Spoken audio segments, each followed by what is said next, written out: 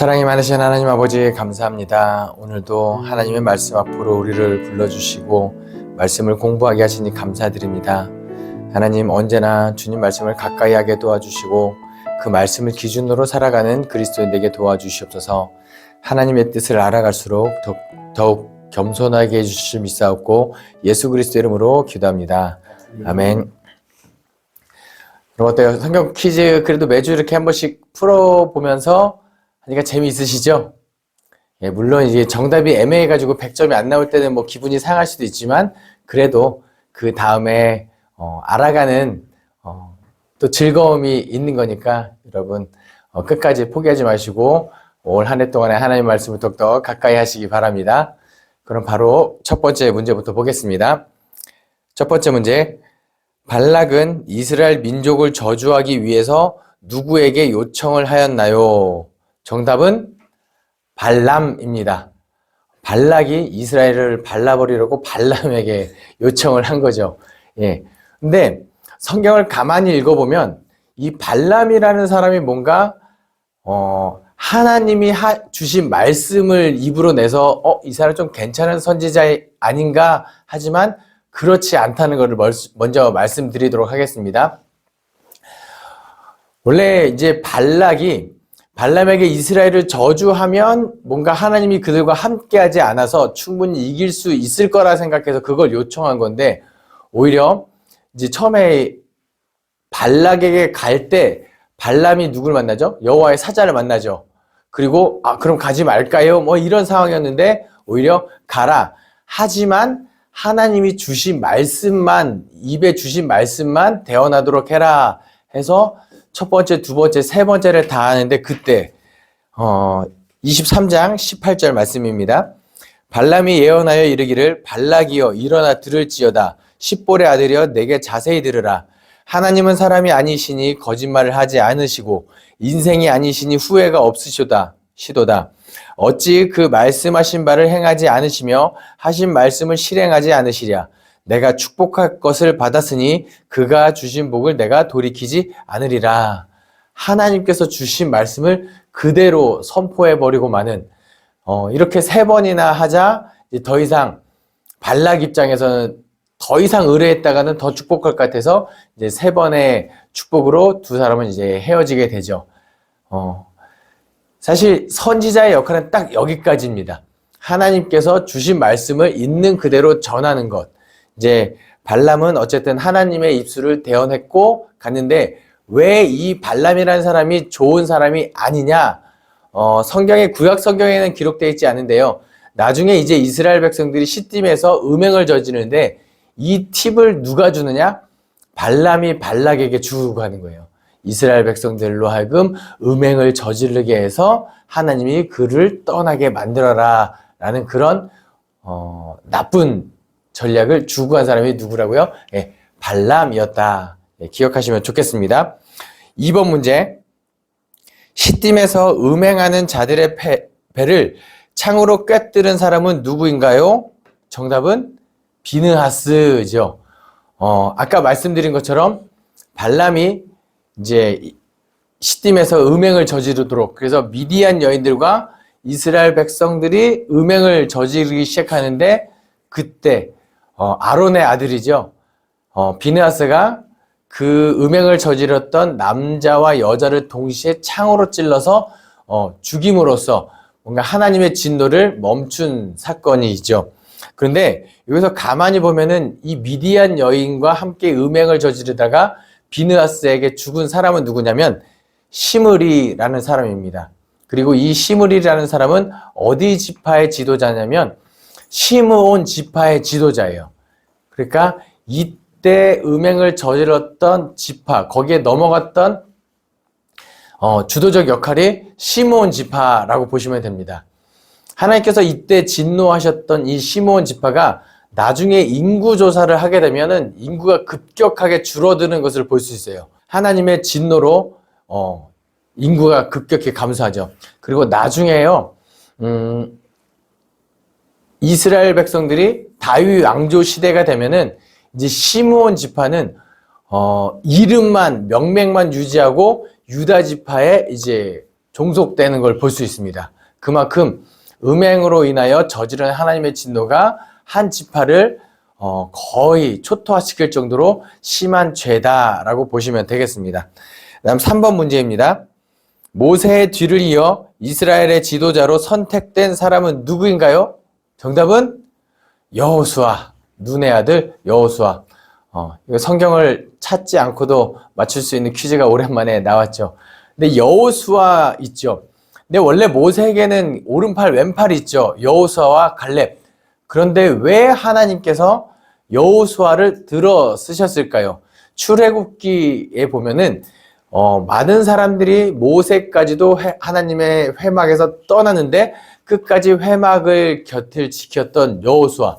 그리고 민수기에서는 뭐라고 얘기하느냐? 하나님께서 눈의 아들 여호수아는 그 안에 영이 머무는 자니 너는 데려다가 그에게 안수하고, 하나님의 영이 그에게 함께하는 자, 성령 충만했던 사람 여호수아였기에 하나님께서 선택하셨고 그를 이스라엘의 지도자로, 모세 이후의 지도자로 세우신 거죠.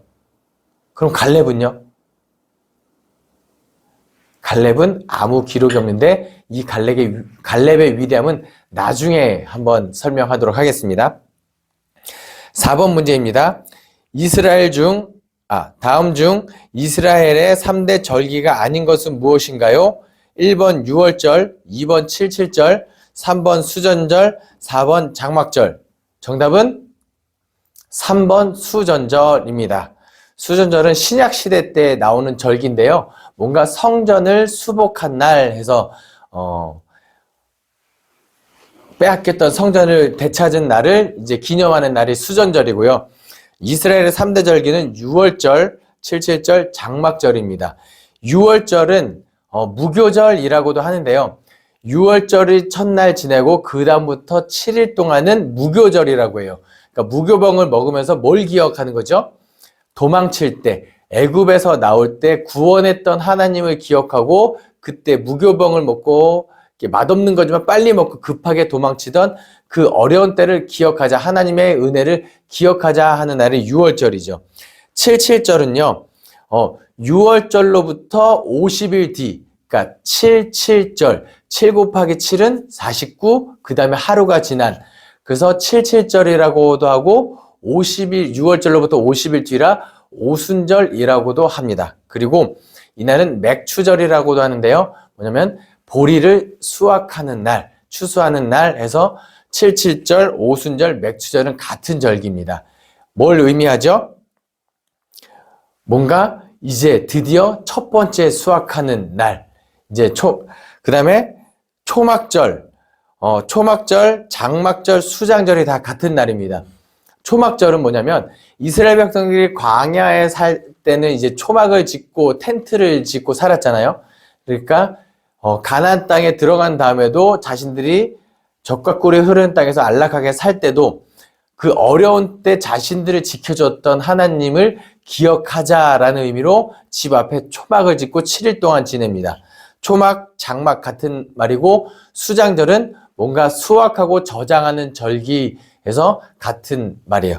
초막절, 장막절, 수장절. 3대 절기의 핵심은 뭐냐면요. 바로 여호와의 은혜를 기억하자입니다. 절기의 다른 것보다도 가장 중요한 게 뭐냐면 여호와의 은혜를 기억하자. 사랑하는 성도님들도 삶의 자리에서 하나님의 은혜를 늘 기억할 수 있기를 소망합니다.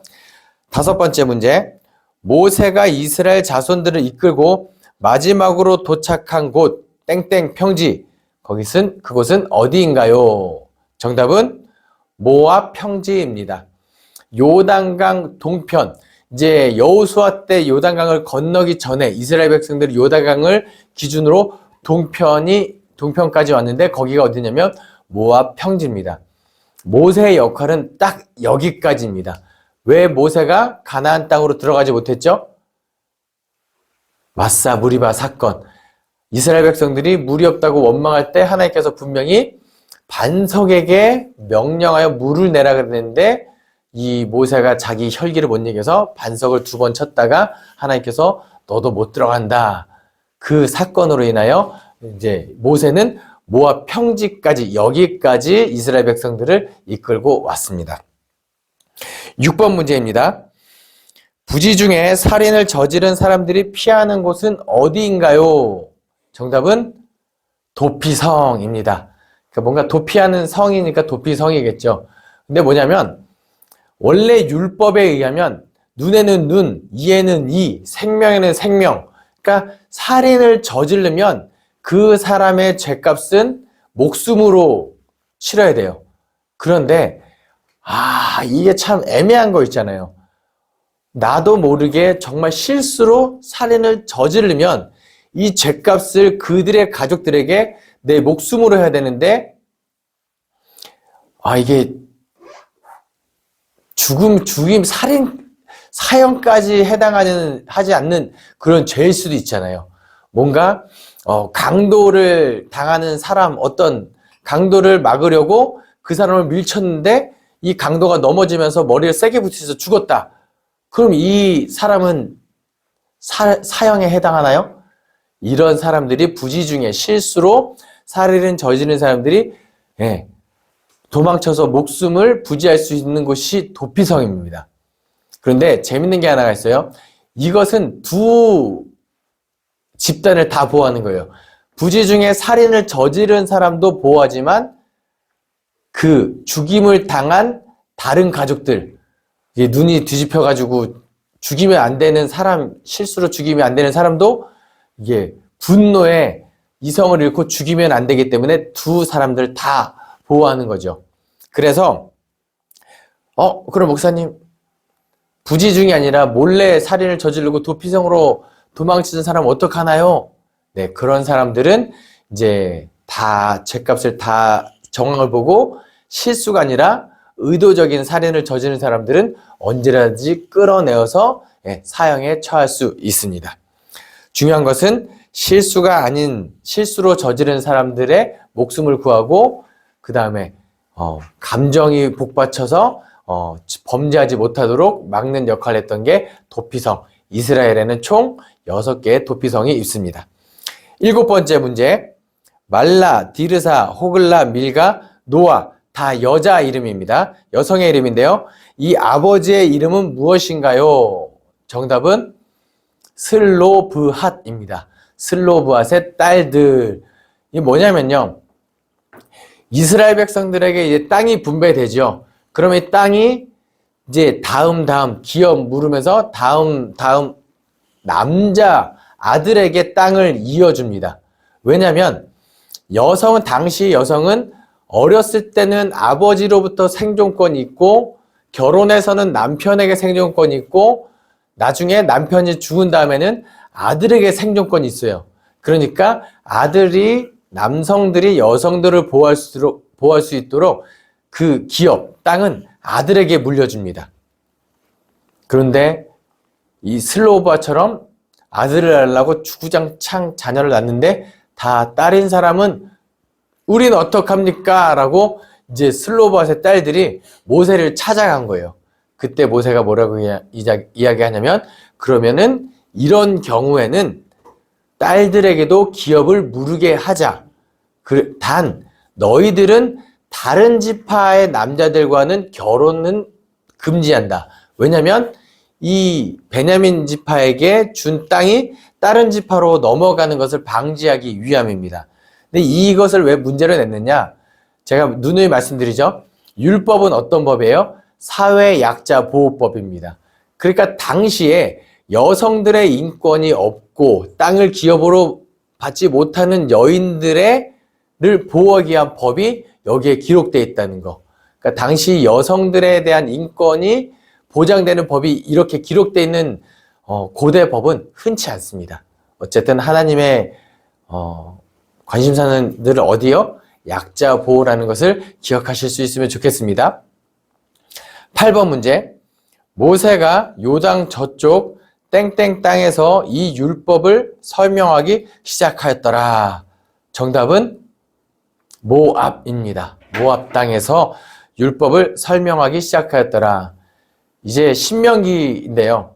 신명기의 뜻은 뭐냐면 거듭 신자의 명령할 명자입니다.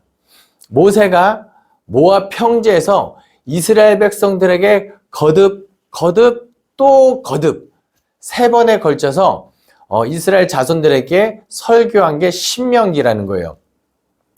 그러니까 신명기는 다른 건 아니고 이제 마지막으로 하는 잔소리 그런 거죠. 왜 모세가 이렇게 이야기를 하느냐? 신명기 3장 23절부터 26절에 모세가 하나님께 간구하는 장면이 나와요. 뭐냐면 너는 그때 이제 바위를 2번 반석을 쳤기 때문에 가나안 땅에 못 들어간다고 했잖아요. 하지만 모세가 너무너무 가고 싶은 거예요. 그렇지 않을까요? 80살 때 하나님께 부르심을 받고 40년 동안 광야를 뺑뺑뺑 돌면서 이스라엘 민족을 어떻게든 끌어왔던 모세 입장에서는 그 이스라엘 민족들과 함께 가나안 땅에 들어가고 싶었죠. 그래서 모세가 하나님께 영광 돌리고 하나님이 전능하신 분입니다. 영광스러운 분이십니다.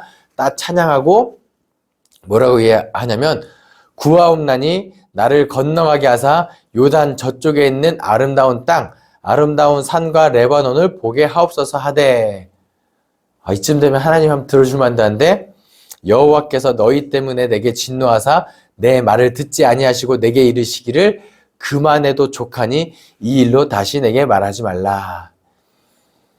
근데 이 본문 자세히 계속해서 묵상하면 하나님의 마음이 참 모세를 많이 사랑한다라고 느껴지는 게 이만하면 족하다. 너 여기까지 수고했다. 여러분 이제 가나안 땅으로 들어가면 처음부터 젖과 꿀이 흐르지 않습니다. 피비린내는 전쟁을 먼저 해야 됩니다.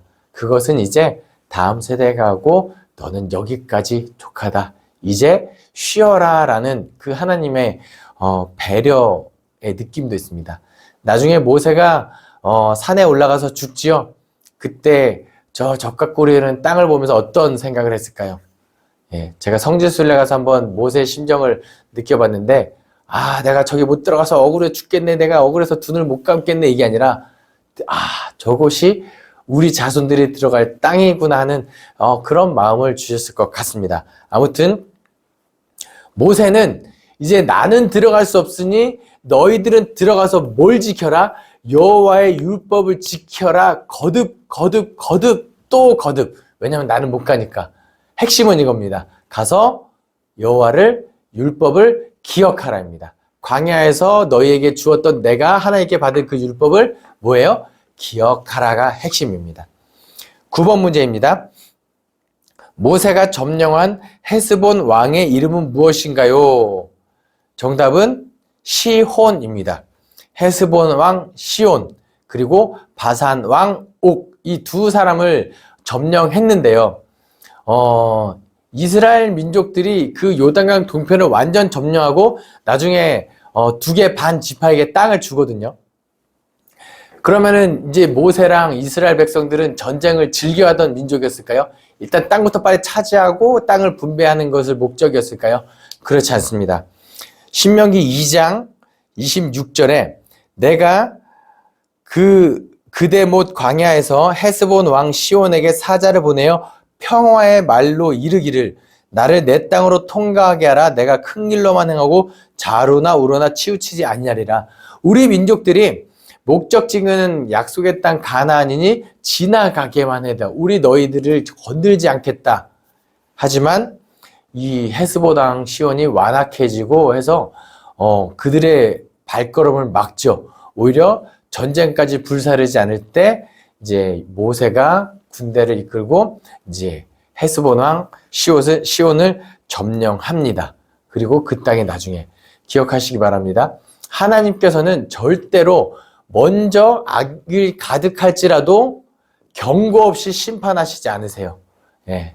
어쨌든 헤스본 왕 시온도 이렇게 평화를 먼저 화친을 요구하고 그렇지 않을 때 점령 당하였다. 하나님의 뜻 안에서 모든 것이 이루어졌음을 보시면 되겠습니다.